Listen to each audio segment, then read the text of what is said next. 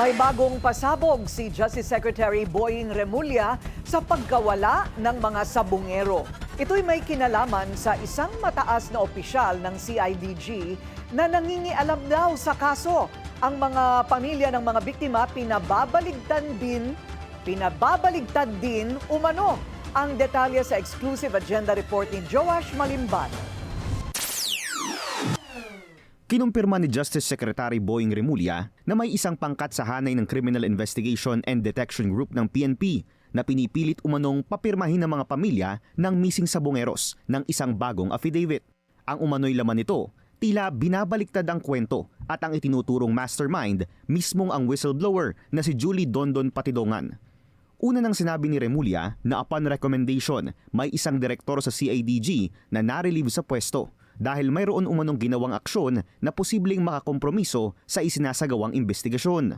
Kaya na-relieve na yung service director ng CIDG. Yung sinasabi kong service director na hihingi namin, yun, tinanggal na yung service director ng CIDG. Hindi inilahad ni SOJ kung ano ang specific details ng aksyong ito.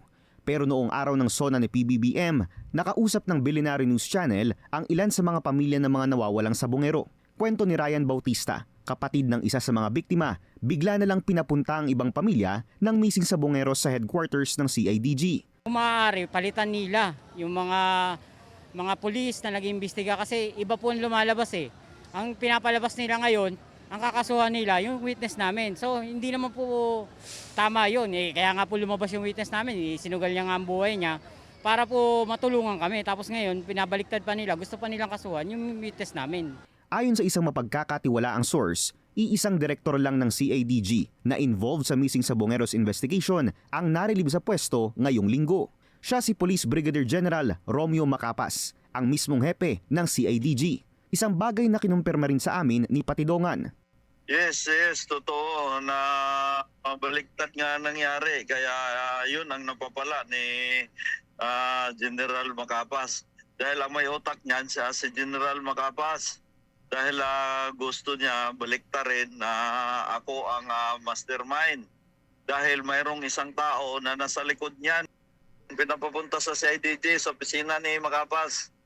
At alam mayroong isa doon na umatin at sinabi talaga na binabaliktad ang desisyon na ako ang mastermind. May pinapapirma silang affidavit. Pero matindi rin ang panindigan ng pamilya, hindi sila pumayag. 100% nakakuha na yan ng kabayaran kay Mr. Atongtang. Eksklusibong nakausap ng Billionaire News Channel si Brigadier General Macapas. Mariin niyang itinanggi ang mga akusasyon ni Patidongan. Aniya, matinding paninira lang umano ito at mismong si Patidongan daw ang maraming tinatago. Walang katotohanan yun, sir. Walang katotohanan at I am vehemently denying kung anong sinasabi nila against me. Una, hindi ako na-relieve dahil sa kung anong dahilan. Ako mismo ang nagkiusap na ilipat ako dahil hindi ko na magamit yung posisyon bilang CIDG Director.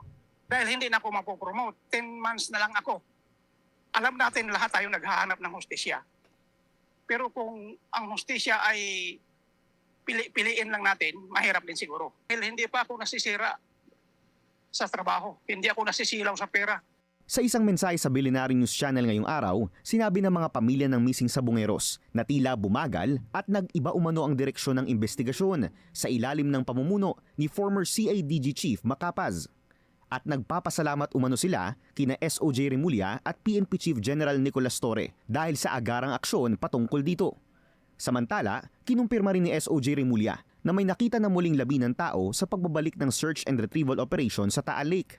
Kasama sa mga umano'y butong na recover ang isang bungo ng tao. May ngipin na kasama. Hindi lang kasama yung panga, yung lower jaw, pero yung upper teeth kasama.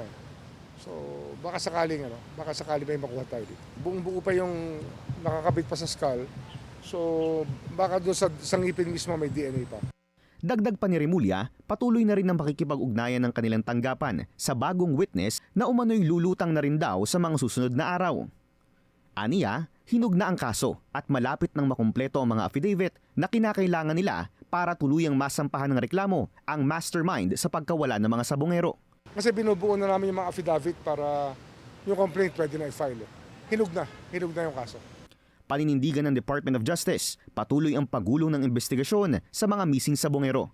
Lalo na't isa umano ito sa mga binanggit mismo ni PBBM sa kanyang State of the Nation address. Para sa Agenda, Joash Malimban, Billionaire News Channel. Manatiling nakatutok sa Billionario News Channel. Sumubaybay sa aming social media accounts at mag-subscribe sa aming YouTube channel para sa mga bago at eksklusibong balita.